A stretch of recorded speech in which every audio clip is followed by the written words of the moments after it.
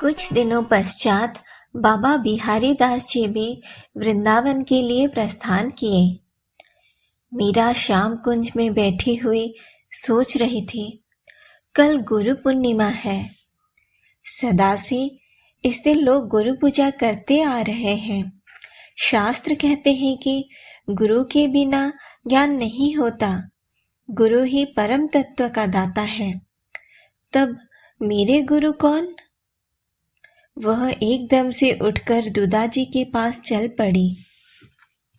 दुदाजी के समीप मीरा के ज्येष्ठ पिता वीरमदेव के पुत्र जयमल, जो मीरा से उम्र में 4 साल छोटे हैं, वे तलवार और भाले के दाव के विषय में पूछ रहे थे। दुदाजी उनकी शंका दूर कर रहे थे। उनकी दृष्टि मीरा पर पड़ी, जो वहां कितने समय से खड़ी थी। जयमल ने उठकर हाथ जोड़ अभिवादन करते हुए पूछा, अहो जीजा, आप कब पधारी? खम्मा धनी। मीरा ने कहा, जब आप तलवार तीर की क्षमता ज्ञात कर रहे थे, मैंने सोचा कि इन्हें समाधान मिल जाने पर अपनी बात पूछूंगी। कहो बेटा, क्या पूछना है? दुदाजी ने कहा। जयमल के समीप पड़ी चौकी को मीरा दुदाजी के पलंग के समीप खींच लाई। उस पर बैठते हुए बोली, बाबूसा, शास्त्र और संत कहते हैं कि गुरु बिना ज्ञान नहीं होता। मेरे गुरु कौन है? जयमल ने कहा, है तो बाबा बिहारी दास जी, योगी श्री निवृत्तिनाथ जी। आप रुकिए ना भाई, मीरा ने कहा। मैं झूठ कह रहा हूं बाबूसा? जयमल ने पूछा। नहीं बेटा, पर वे मीरा के शिक्षा गुरु है, दीक्षा गुरु नहीं। यूं तो तुम्हारे गिरधर स्वयं जगत गुरु है। गुरु शिक्षा ही तो देते हैं। शिक्षा जहां से भी मिले ले लो। पर मंत्र? मीरा ने पूछा। उसके इस छोटे से प्रश्न पर दुदाजी हंस दिए। भगवान का प्रत्येक नाम मंत्र है बेटी। उनका नाम उनसे भी अधिक शक्तिशाली है। यही तो अब तक सुनते आए हैं हम। मीरा ने श्याम कुंज में जाकर अपने गोपाल के सम्मुख बैठ तानपुरा उठाया और गाना शुरू किया।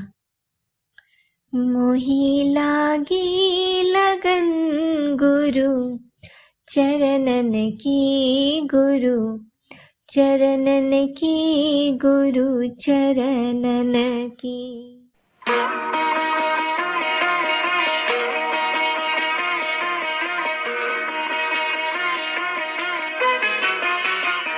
मोहे लागी लगन गुरु चरणन की, गुरु चरणन की, गुरु चरणन की।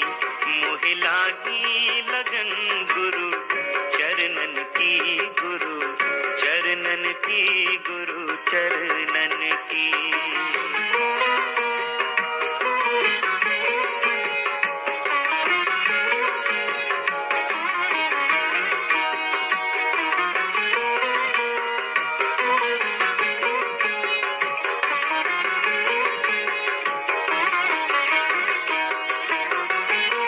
चरण बिना मोहे कछु नहीं भावे, जग माया सब सपनन की।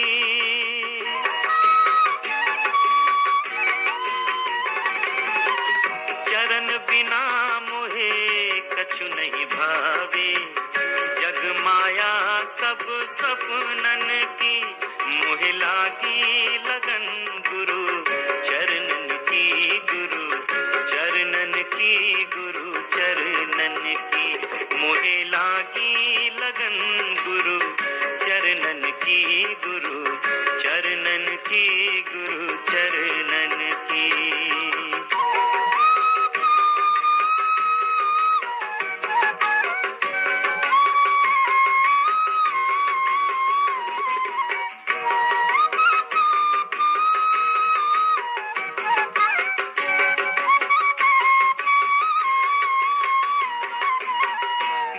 सागर सब सूख गए हैं, फिकर नहीं मोहे तरनन की।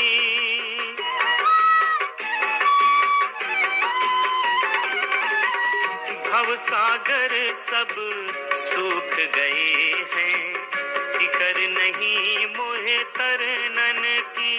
मोहे लागी लगन गुरु चरणन की, गुरु चरणन की, गुरु चरणन की। मोहे लागी लगन गुरु चरणन की, गुरु चरणन की, गुरु चरणन की।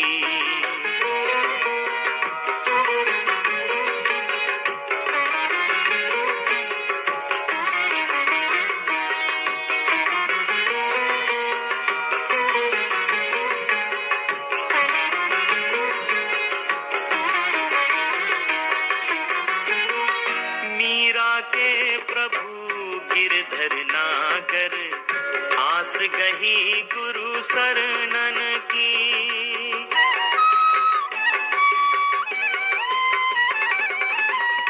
मीरा के प्रभु गिरधर नागर, आस गही गुरु शरणन की।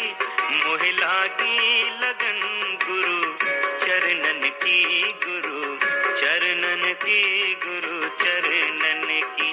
मोह लागी लगन गुरु चरणन की, गुरु चरणन की, गुरु चरणन की। चरण बिना मोहे कछु नहीं भावे, जग माया सब सपनन की। मोहे लागी लगन गुरु चरणन की, गुरु चरणन की, गुरु चरणन की। मोहे लागी लगन गुरु चरणन की, गुरु चरणन की, गुरु चरणन। रात को स्वप्न में मीरा ने देखा महाराज युधिष्ठिर की सभा में प्रश्न उठा है कि प्रथम पूज्य सर्वश्रेष्ठ कौन है जिसका प्रथम पूजन किया जाए। ऋषियों मुनियों की ओर से ध्वनि आई कि श्री कृष्ण ही प्रथम पूजा के योग्य है। वृद्ध महारथी और ज्ञान वृद्ध परम भागवत भीष्म पितामह ने उठकर उनकी बात को दोहराया। युधिष्ठिर, श्री कृष्ण ही प्रथम पूज्य है। क्षत्रिय सभा में मर्मर ध्वनि उठी। उसी समय कनिष्ठ पांडव सहदेव उठे। हम श्री कृष्ण का प्रथम पूजन करने जा रहे हैं। जिसे यह न रुचे सह न हो, उसके सिर पर मेरा बाम पद। मीरा का हृदय गर्व से भर उठा। अरुण अमल मृदुल चारों चरण अपने दोनों हाथों में भरकर देवी पांचाली के हाथों में थमी झारी से ढलते जल और नेत्र जल से धर्मराज ने अच्छी तरह धोए। पांचाली ने आंचल से भली प्रकार पोंछकर उन्हें धीरे से सुकोमल पादपीठ पर रखा और फिर पूजा आरंभ की। पाद पद्मों की कुमकुम केशर अक्षत पुष्प भेंट से अर्चना की और इसके बाद भरतखंड के इस तुच्छ राज्य की भेंट सहित यह प्रथम पांडव श्री चरणों में प्रणत है कहकर युधिष्ठिर ने अयोनिजा देवी याज्ञसेनी के साथ अपनी ही चढ़ाई पूजन सामग्री पर मस्तक धर दिया। उनके साथ ही कोटि कोटि मस्तक झुक गए। ऋषियों ब्राह्मण की ओर से स्वर उठा, कृष्णम वंदे जगद्गुरुम। इस घोष के साथ ही मीरा की आंखें खुल गईं। मीरा ने खुद से कहा, ये सब लोग कह रहे थे कि कृष्णम वंदे जगद्गुरुम। सच, तुम ही तो सच्चे गुरु हो। आज तुम जिस संत के रूप में पधारोगे, मैं उनको ही गुरु मान लूंगी। सायंकाल अकस्मात विचरते हुए काशी के संत रैदास का मेरते में पधारना हुआ।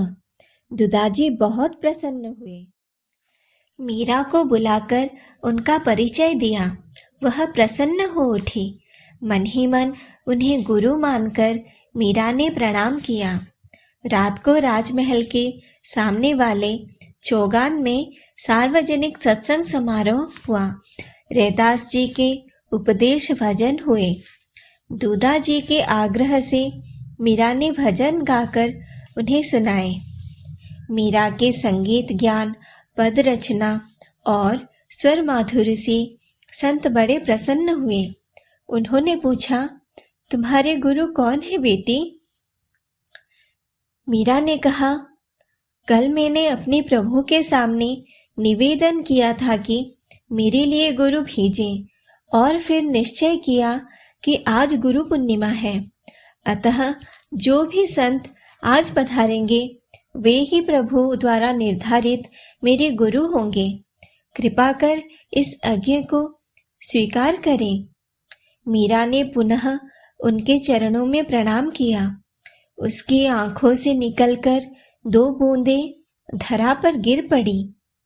संत ने कहा, बेटी, तुम्हें कुछ अधिक कहने सुनने की आवश्यकता नहीं है। नाम ही निसेनी है और लगन ही प्रयास, दोनों ही बढ़ते जाए तो अगम अटारी घट में प्रकाशित हो जाएगी। इन्हीं के सहारे उसमें पहुंच अमृतपान कर लोगे। समय जैसा भी आए पांव पीछे न हटे, फिर तो बेड़ा पार है। मीरा ने हाथ जोड़कर प्रार्थना की, मुझे कुछ प्रसाद मिले। संत ने एक क्षण सोचा, फिर गले से अपनी जपमाला और इकतारा मीरा के फैले हाथों पर रख दिए। मीरा ने उन्हें सिर से लगाया और माला गले में पहन ली। संत रैदास 2 दिन मेड़ता में रहे। उनके जाने से मीरा को सोना सोना लगा। वह सोचने लगी, 2 दिन सत्संग का कैसा आनंद रहा। सत्संग में बीतने वाला समय ही तो सार्थक है। कुछ दिनों के पश्चात राव दुदाजी अस्वस्थ रहने लगे और फिर एक दिन मीरा भक्ति संस्कारों को पोषण देने वाले मेड़ता राज्य के संस्थापक, मेड़तिया शाखा के पूर्वज, परम वैष्णव भक्त वीर शिरोमणि राव दुदाजी 75 वर्ष की आयु में यह भवसागर छोड़कर गोलोक पधारे। उनके पश्चात वीरमदेव जी का राज्याभिषेक हुआ। दुदाजी के देहांत के बाद मीरा बहुत गंभीर हो गई।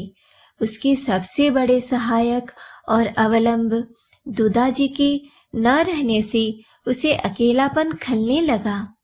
यह तो प्रभु की कृपा और दुदाजी की भक्ति का प्रताप था कि पुष्कर आने वाले संत मेड़ता आकर दर्शन देते। इस प्रकार मीरा को अनायास सत्संग प्राप्त होता। धीरे धीरे रनिवास में इसका भी विरोध होने लगा। लड़की बड़ी हो गई है, अतः इस प्रकार देर तक साधुओं के बीच में बैठे रहना और भजन गाना अच्छा नहीं है।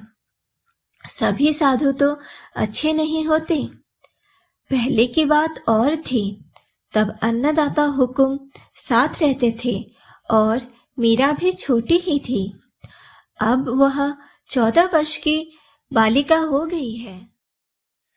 एक दिन झाली जी ने श्याम कुंज में आकर मीरा को समझाया, बेटी, बड़ी हो गई है तू। इस प्रकार साधुओं के पास देर देर तक मत बैठा कर। रनिवास में जो बातें होती हैं उन्हें सुन सुन करके मैं घबरा उठती हूँ। कौन साधु कैसा है कौन जाने, कल कुछ हुआ तो मुख में कालिक तो लगेगी ही। भाबू, कितनी दूर तक सोच गई आप। मेरे उज्जवल वंश में दाग लगे इससे पूर्व ही मैं देह छोड़ दूंगी। आप निश्चिंत रहे, ऐसा कुछ नहीं होगा। माता उठकर चली गई। मीरा को समझाना उनके बस का न रहा। मीरा भी उदास हो गई। किससे अपने मन की बात कहे। बार बार उसे दुदाजी याद आते। प्रभु की इच्छा समझकर वह मन को धीरज देती और राजमहल की बातों और घटनाओं को उदासीन भाव से देखा सुना करती। रनिवास की स्त्रियों के आग्रह से वीरमदेव जी मीरा की सगाई के लिए प्रयत्न करने लगे। इन्हीं दिनों अपनी गर्भवती बुआ वीरमदेव की पत्नी गिरिजा जी को लेने चित्तौड़ से कुंवर भोजराज अपने परिकरों के साथ मेड़ता पधारे। रूप और बल की सीमा धीर वीर समझदार बालक 20 आयु के थे। जिसने देखा सराहना में मुखर हो गया। भीतर ही भीतर यह तय हुआ कि गिरिजा जी के साथ ही यहाँ से पुरोहित जी जाए बातचीत करने।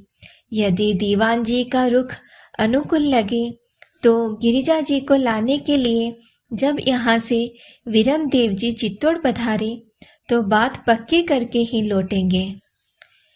हवा के पंखों पर उड़ती हुई ये बातें मीरा के कान तक भी पहुंची। वह व्याकुल हो उठी। मन की व्यथा वह किससे कहे। जन्मदात्री माँ ही जब दूसरों के साथ जुट गई है तो अब रहा ही कौन। भारी हृदय भरी आंखें और रोंधा गला ले उसने मंदिर में प्रवेश किया। मेरे स्वामी, मेरे गोपाल, मेरे सर्वस्व, मैं कहाँ जाऊं, किससे कहूं, मुझे बताओ। ये तुम्हें अर्पित तन मन क्या अब दूसरों की संपत्ति बनेंगे। मेरे सांवरे, मुझे बताओ मैं क्या करूं। मैं तो तुम्हारी हूं। तुम संभाल लो अथवा आज्ञा दो कि इसे बिखेर दूं। अनहोनी मत होने दो मेरे प्रियतम। मैं तो तुम्हारी चाकर हूं। जैसी आज्ञा हो वही करूं। उसने रैदास जी का इकतारा उठाया और गाने लगी। मेरे तो गिरिधर गोपाल दूसरा न कोई।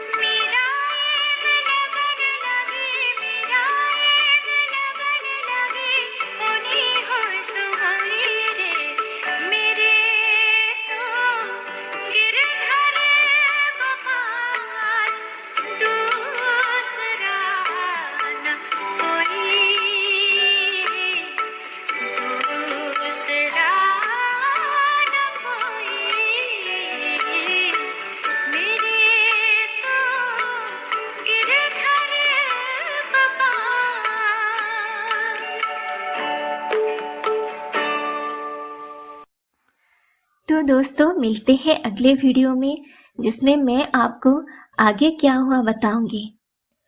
If you like this video, then like and subscribe to my channel and press the bell icon to get the notification as soon as a new video is posted.